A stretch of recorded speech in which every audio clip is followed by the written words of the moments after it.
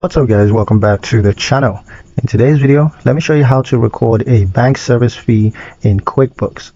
Bank service fees are small charges deductible by your bank that need to be recorded in order to keep your accounts accurate. So let me show you how to do this. Now the first step is to go to bank transactions. So on your dashboard, you're going to click the plus new and then bank deposits if adjusting a deposit, or you can just open your bank feed. Then you're going to select record expense. So if in bank feed, you're going to select the transaction for the fee.